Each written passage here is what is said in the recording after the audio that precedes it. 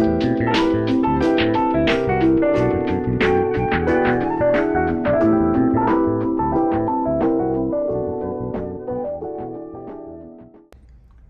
have in front of me here the Lelit Bianca version 3. As you can see, she is absolutely stunning, but from the outside is basically identical to version 2, even down to the red logo, despite rumors that V3 would have the black silkscreen logo like on the new Mara X. I'm sure eventually the Bianca will also update to the new logo, but for now, it's still the red. As an FYI, my Bianca is the European model and was manufactured February 2022, and I suspect is part of the first batches of V3 made worldwide, so folks can use that as a gauge for judging existing stock and when they might expect V3 to come to their country. So what has changed on V3? There are 4 main changes, mostly on the software side of things. The first change is an optimized warm-up cycle. The Bianca was already well known to be one of the fastest heating dual boilers on the market and advertised in the previous manual a 25-minute warm-up time. From what I've read on Reddit and Home Barista, many owners were actually seeing warm-up times from a cold start ranging from 16 to 18 minutes, including getting up to steam pressure. In my testing, the V3 heats up the brew boiler in just under 2 minutes, and is ready to steam at just over 12 minutes, which is incredibly fast and relieves some of the need to have the Bianca on a smart plug, as many owners do, to make sure the machine is nice and hot in the morning. Of course, at 2 minutes, the group head is not yet hot enough, and I'll need to do additional testing to see how long it takes for the group head to reach stable temperature. But certainly for medium to dark roasts, it's plenty hot enough to brew at the 12-minute mark, and likely even earlier. Another thing to keep in mind is that my Bianca is 220 volts, and folks with 110 volts may experience different warm-up times. The second big change is the addition of an electronic low-flow mode. What does this mean? At factory setting and flow control paddle fully open, the Bianca will pull shots at about 9 to 10 bar. With the low-flow mode enabled and again paddle fully open, the Bianca will pull at about 4 bars of pressure. You can actually set time parameters of how long during a shot you want low flow to be on before switching automatically to high flow, and then also automatically ramp back down to low flow mode at the end of the shot. Now wait a minute, you might ask, isn't that what the flow control paddle is for? Can't you already do all of that? The answer is yes, you can. But it is a manual process that requires user attention. The new low flow mode enables users to electronically program a pressure profile that can simulate to a degree what you already could do with the paddle, but without the user needing to do anything during the shot. Assuming, of course, the shot has been dialed in for that pressure profile, because there's no adjusting in the middle of the shot like you can do with the manual flow control paddle. In my mind, I can see this being a useful feature for people who want greater control than the traditional walk up and pull at 9 bar crowd, and those who want to manually adjust every single shot, every single time for the best possible shot. You can even combine the low flow mode with the electronic pre-infusion that was already present in version 1 and 2 to have even more control over the extraction. The other benefit is that because everything is done electronically, this profile is completely repeatable and consistent every time as long as your bean and grind settings remain consistent, which leads to greater consistency in the cup.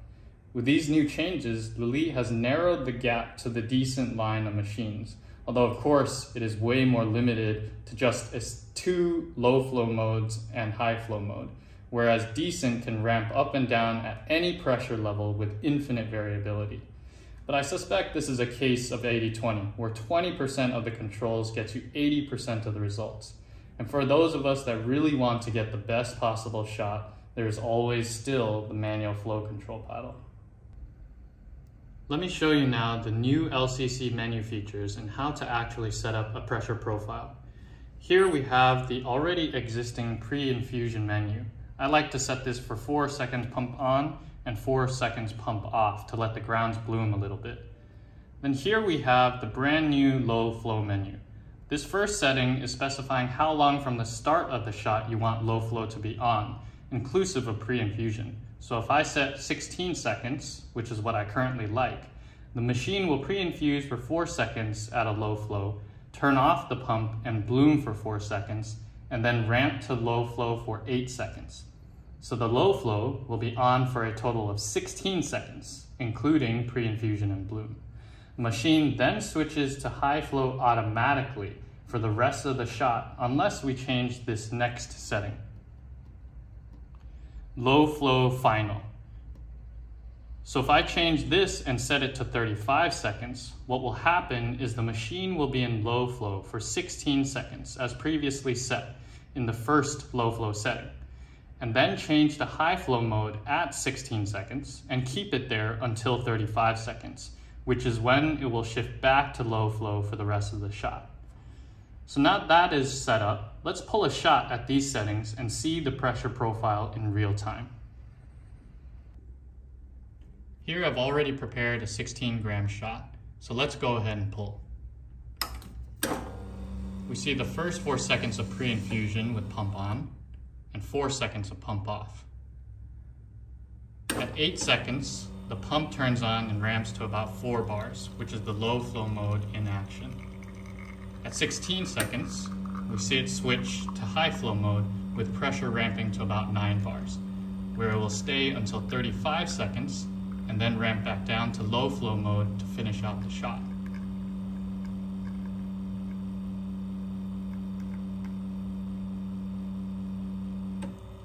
Here it ramps back down to 4 bar.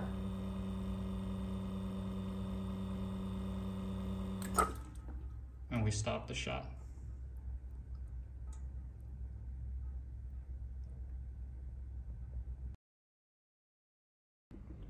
The third new feature is a brew temperature offset.